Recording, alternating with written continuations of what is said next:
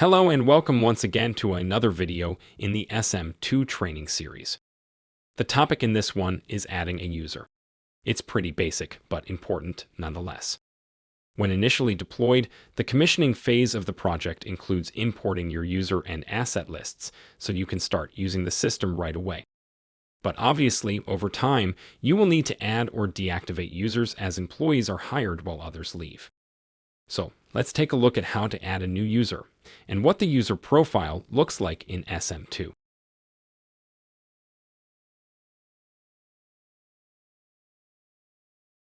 Start by going to the User Management tab.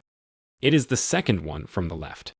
In the blue navigation menu right under the tabs, there is a plus button next to the word Users. Click it to start creating the new user. As you can see, there is a lot you can add to the profile. You probably won't need to fill all of it in, but it's much better to have more than you need than not enough. The most basic info can be input in the very first section named General Info.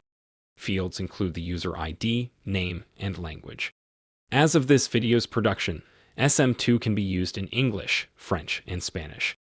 The following section is where you can associate the user with a department, cost center, or any other group you may have defined internally. You can also add the user's contact info, any file you deem relevant, and up to 5 custom fields. Checking the box in the Site Manager section header allows you to grant the user access to the software. Here you can get very granular in terms of what they can and cannot do in SM2. You can set permissions based on modules, departments, and sites. If you want to grant the user fueling and site access privileges, you can do so in the following section, where you can also assign RFID tags and cards, as well as a PIN they will be using for identification.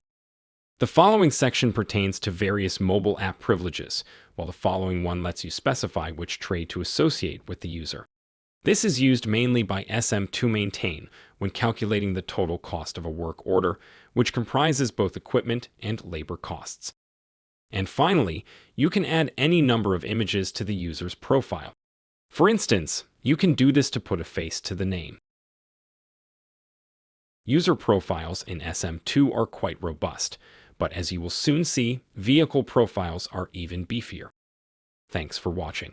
See you in the next one.